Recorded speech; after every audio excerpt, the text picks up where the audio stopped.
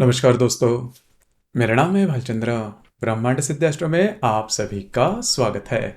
आज के इस वीडियो में हम चर्चा करेंगे 25 अक्टूबर 2022 को जो सूर्य ग्रहण होने जा रहा है खंडक राशि पद्धति का, उसके जो परिणाम होंगे, उसके जो प्रभाव होंगे वो सभी राशियों पर, मतलब मेष राशि से लेकर मीन राशि तक की जो सभी 12 राशियां हैं, इन सभी 12 राशियों में इसके जो प्रभाव होंगे वो किस प्रकार के होंगे, सभी के बारे में डिटेल में चर्चा इस वीडियो में हम करने वाले हैं।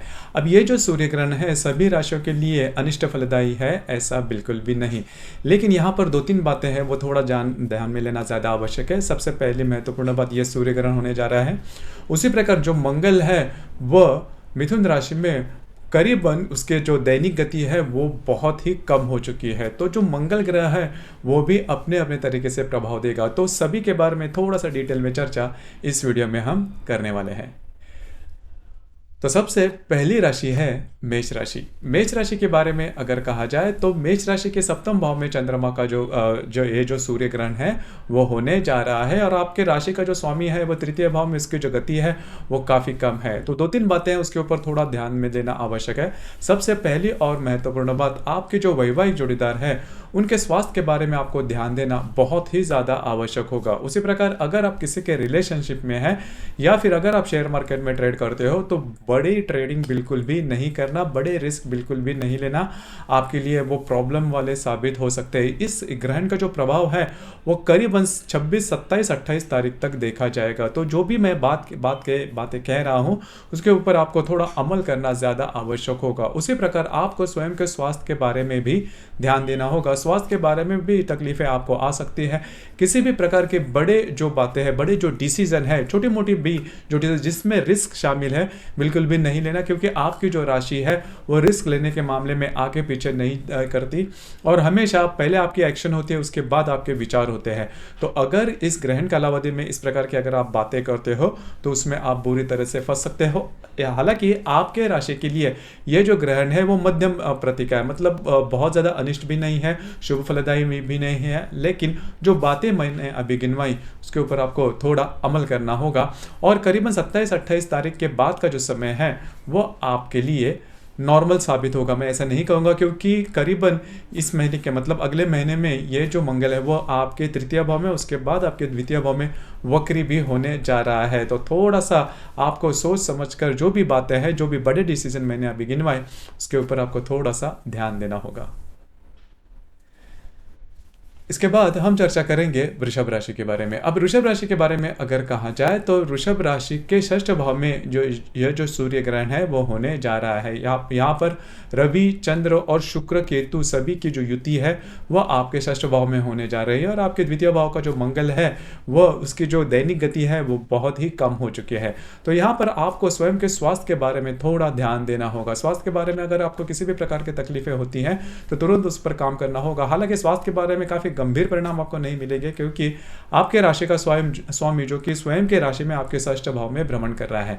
अब यहाँ पर जहाँ पर आप काम करते हो, नौकरी करते हो या फिर व्यवसाय करते हो, वहाँ पर के जो सहकर्मी होंगे उनसे ऑफिस पॉलिटिक्स की जैसी बातें हैं उसके ऊपर थोड़ा सा ध्यान देना होगा। ट्रस्ट वर्दीनेस, वैसे आपकी जो राशि है वो ट्रस्ट करने से पहले काफ़ी ज़्यादा सोच विचार करती है, लेकिन फिर भी यह जो 4-5 दिन है इसमें आपको इसके ऊपर काफ़ी ध्यान देना होगा। और दूसरी सबसे महत्वपूर्ण बात, अगर आप विवाहित हो तो आपके जो वैवाहिक जोड़ीदार होंगे उनके स्वास्थ्य के बारे में आपको थोड़ा सा ध्यान देना होगा। स्वास्थ्य के बारे में किसी भी प्रकार के अगर आपको संकट मिलते हैं तो उसके संदर्भ में आपको तुरंत जो कार्रवाई है, मतलब डॉक्टरी इलाज वगैरह है वो करना होगा। आपके जो स्पेंडिंग्स रहेंगे, आपके जो खर्चे रहेंगे उसके ऊपर भी थोड़ा सा ध्यान दीजिए। हालांकि ये जो सूर्य ग्रहण आपके षष्ठ भाव में होने जा रहा है, तो किसी भी प्रकार के कमिटमेंट, डॉक्यूमेंटेशन की बातें हैं वो करते समय काफ़ी ज़्यादा सोच विचार करें। आप यदि जो भी बातें हैं वो अगर आप पोस्टपोन करते हो, मतलब 4-5 दिन के बाद अगर कोई डिसीजन लेते हो तो वो आपके लिए शुभ फलदायी साबित होगा, या फिर आप उसमें नहीं फंस पाओगे। हालांकि ये जो सूर्य ग्रहण है वो आपके राशि के लिए शुभ फलदायी माना गया है।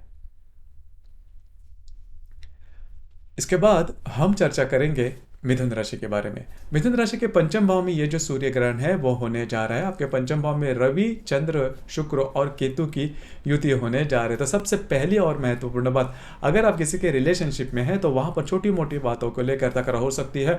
छोटी सी बात होगी और वो आगे जाते जाते बहुत बड़ा उग्र रूप धारण कर सकती है। अब यहाँ पर जो बातें रहेंगी वो असमंजस के कारण, मिसअंडरस्टैंडिंग के कारण होने की संभावना काफ़ी ज़्यादा बनती है, क्योंकि आपकी जो राशि है बहुत ज़्यादा सेंसिटिव है, छोटी मोटी बातों को लेकर बहुत ज़्यादा सोच विचार करती है और उसके जो परिणाम है वो कभी कभी बहुत ज़्यादा एक्सट्रीम लेवल तक जाते हैं।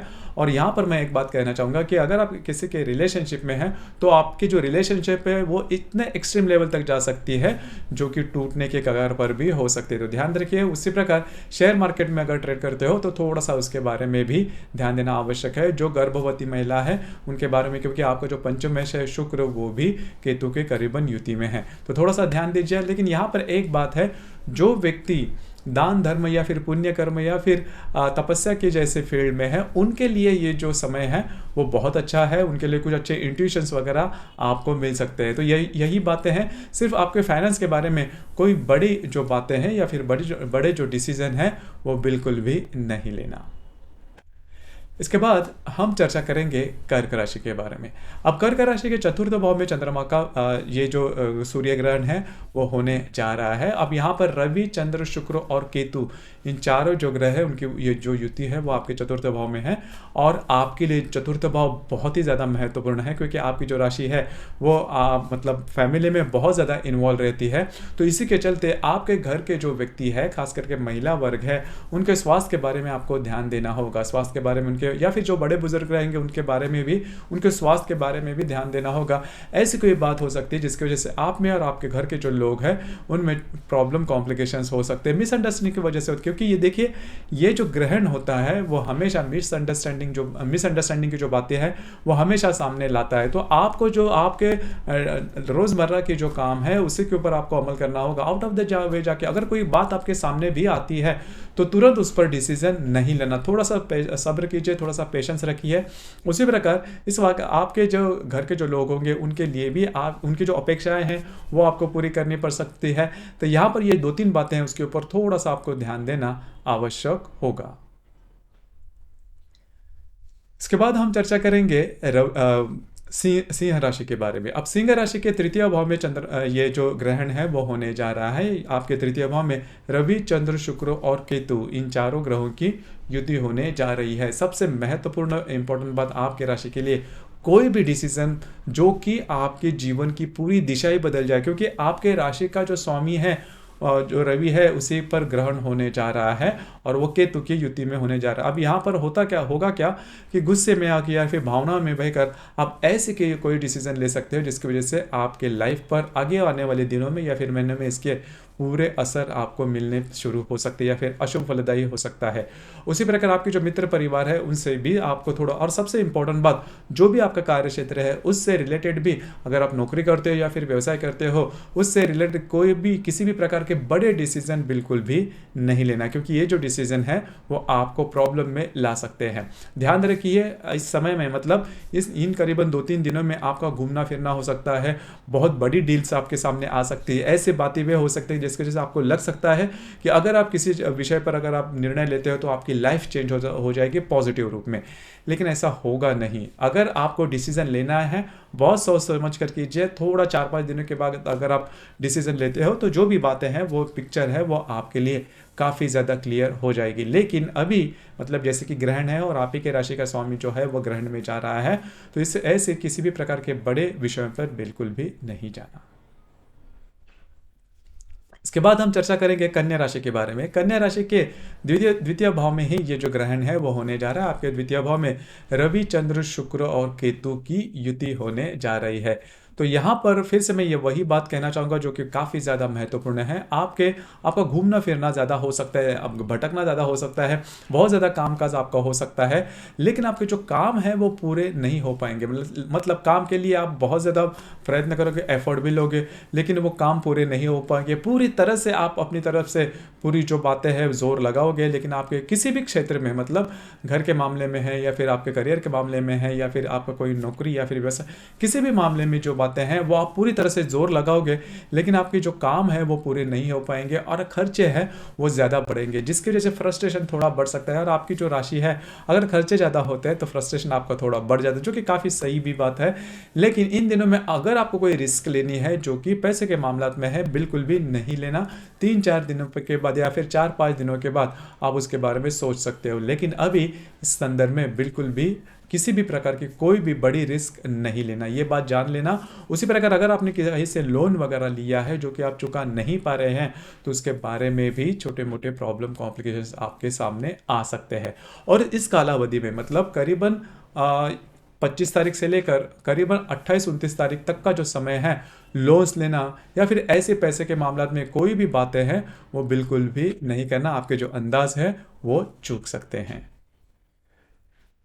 इसके बाद हम चर्चा करेंगे तुला राशि के बारे में। तुला राशि के बारे में अगर कहा जाए तो आप ही के राशि में जो ग्रहण है, जो सूर्य ग्रहण है, वो होने जा रहा है। मतलब रवि, चंद्र, शुक्र और केतु की युति होने जा रही है। तो आपके लिए तो बहुत ही महत्वपूर्ण बात है।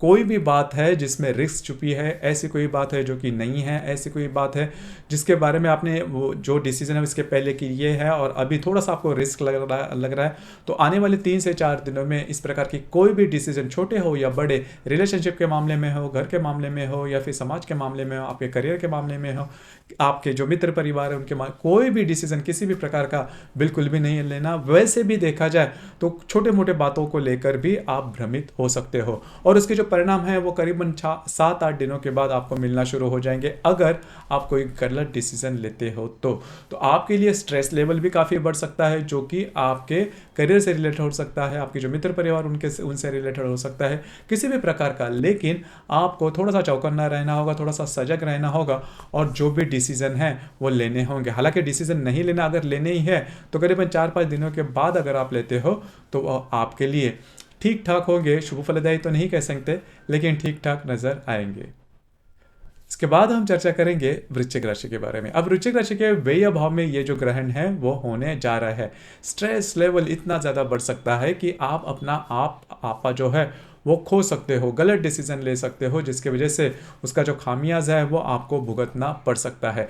देखिए, जैसे मैंने कहा कि आपके राशि के लिए, कर्क राशि के लिए, वृश्चिक राशि के लिए या फिर मीन राशि के लिए ये जो ग्रहण है वो अशुभ फलदायी है। तुला राशि के लिए भी, क्योंकि तुला राशि में ही ये जो ग्रहण है वो होने जा रहा है और आपके व्यय भाव में। तो अगर आप कोई भी ऐसे स्टेप या फिर कोई भी ऐसा डिसीजन जो कि थोड़ा आउट ऑफ द वे जाके है, जिसमें थोड़ा सी रिस्क छुपी है, अगर आप लेते हो तो आप बुरी तरह से फंस सकते हो। और आपके राशि के बारे में ये बात बहुत ज़्यादा कहनी महत्वपूर्ण है कि आपकी जो राशि है, कोई भी जो डिसीजन होता है, कोई भी आपके मन में जो विचार होता है वो आप किसी से शेयर नहीं करते।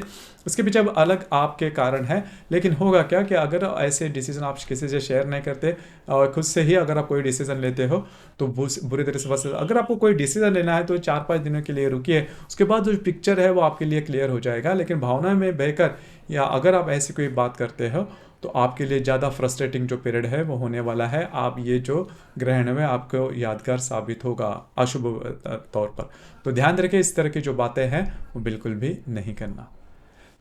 इसके बाद हम चर्चा करेंगे धनु राशि के बारे में। अब धनु राशि के लाभ भाव में जो सूर्य ग्रहण है वो होने जा रहा है। रवि, चंद्र, शुक्र, केतु की जो युति है वो होने जा रही है आपके लाभ भाव में। हालांकि आपके राशि के लिए यह जो ग्रहण है, यह ग्रहण थोड़ा सा मध्यम है या फिर शुभ फलदायी ऐसे भी कह सकते हैं। आपके लाभ भाव में ये जो ग्रहण है वो होने जा रहा है। इसका अब यहाँ पर मैं ये बात कहूँगा कि आपका जो भाग्येश है वो केतु की युति में जा रहा है।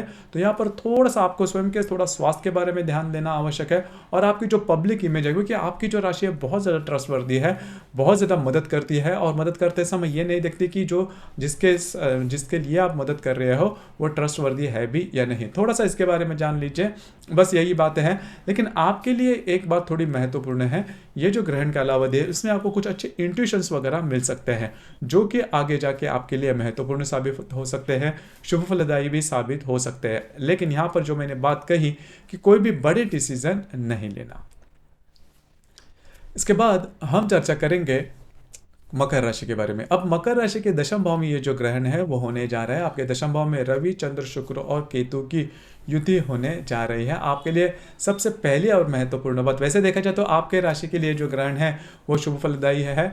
कुछ अच्छे अपॉर्चुनिटी वगैरह आपको आपका जो भी कार्य क्षेत्र है उसके बारे में मिल सकते हैं, मतलब ऐसे अपॉर्चुनिटी जिसके बारे में आपने सोचा भी नहीं था, लेकिन ऐसी कोई अपॉर्चुनिटी मिलती है तो ज़रूर उसे ग्रैब कीजिए, ज़रूर इसे पकड़ लीजिए, क्योंकि भविष्य में जाके वो आपके लिए फ़ायदेमंद साबित होगी। लेकिन यहाँ पर देखिए एक जो बात है वो मैं आपसे कहना चाहूँगा, क्योंकि आपके राशि का जो अष्टमेश है रवि, वह जो है वह ग्रहण युक्त होने जा रहा है आपके दशम भाव में।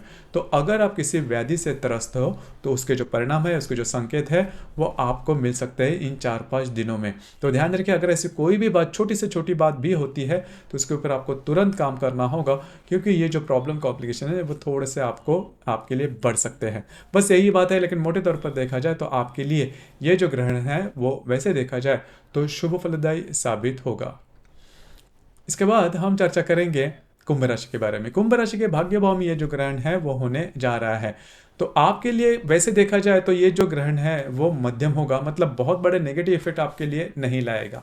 लेकिन जो भी आपका कार्य क्षेत्र है उससे रिलेटेड अगर कोई काम करना है तो आप थोड़ा सा रुकिए, या फिर इसके बारे में कोई बड़े डिसीजन नहीं लेना। थोड़ा सा स्ट्रेस लेवल आपका बढ़ सकता है। वैसे भी देखा जाए तो ग्रहण कालावधि में, जैसे कि ये जो ग्रहण है वो सूर्य ग्रहण है, मतलब अमावस के दिन है, तो थोड़ा सा स्ट्रेस लेवल आपका बढ़ सकता है, क्योंकि आपका जो चतुर्थेश है, जो चंद्रमा है वो आपके मतलब ग्रहण में जा रहा है, और आपका जो सप्तमेश है रवि, वो भी मतलब सूर्य ग्रहण ही है। तो आप में और आपके जो पति होंगे, अगर आप विवाहित हो तो, या फिर आपके जो वैवाहिक जोड़ीदार है, उनके सामने छोटी मोटी बातों को लेकर मिसअंडरस्टैंडिंग हो सकती है। उस मिसअंडरस्टैंडिंग से आपको थोड़ा बचना होगा। लेकिन मोटे तौर पर देखा जाए तो कोई बड़ी प्रॉब्लम कॉम्प्लिकेशंस आपको नहीं आने वाली। इसके बाद हम चर्चा करेंगे मीन राशि के बारे में। अब ये मीन राशि के लिए जो सूर्य ग्रहण है वो अनिष्ट फलदायी साबित होगा। आपके अष्टम भाव में ये जो सूर्य ग्रहण है वो होने जा रहे हैं, तो थोड़ा सा चौकन्ना रहना होगा। पहले तो सबसे महत्वपूर्ण बात, स्वास्थ्य के बारे में ध्यान रखना होगा। आपका जो भी कार्य क्षेत्र है उससे रिलेटेड कोई भी ऐसे डिसीजन नहीं लेना जिसकी वजह से आपके लाइफ पर या फिर आपके इनकम पर इसका जो बुरा असर है वो हो सकता है। तो इन बातों पर थोड़ा सा ध्यान दीजिए। और दूसरी सबसे महत्वपूर्ण बात, अगर आप किसी के रिलेशनशिप में हैं तो वहाँ पर भी छोटी मोटी बातों को लेकर तकलीफें हो सकती है। स्वास्थ्य के बारे में अगर आपकी कोई मेडिकल हिस्ट्री है तो उसके जो कुछ लक्षण है वो आपको दिखाई दे सकते हैं। स्ट्रेस लेवल थोड़ा बढ़ सकता है, क्योंकि आपके राशि के लिए यह जो ग्रहण है, जैसे मैंने कहा कि आपके अष्टम भाव में होने जा रहा है, तो स्ट्रेस लेवल या फिर शारीरिक जो व्याधियाँ हैं, जो बातें हैं वो सामने आ सकती है। तो थोड़ा सा चौकन्ना रहना ज़्यादा आवश्यक होगा। तो ये जो सभी बातें हैं 12 राशियों के लिए, इन पर अगर आप ध्यान लेते हो और या फिर आने वाले 3 से 4 दिनों में अगर इन पर आप अमल करते हो तो आपके लिए ग्रहण का जो असर है वो काफ़ी मायनों में कम होता हुआ नजर आएगा। तो ये था सूर्य ग्रहण का जो प्रभाव है वो 12 राशियों के लिए किस प्रकार का होगा, इसके बारे में चर्चा। आपको वीडियो कैसे लगा, आपने किस प्रकार से अनुभव किया, नीचे कमेंट बॉक्स में ज़रूर कमेंट करना। और अपना जो चैनल है ब्रह्मांड सिद्धि एस्ट्रो, इसे भी लाइक शेयर और सब्सक्राइब ज़रूर करना। धन्यवाद।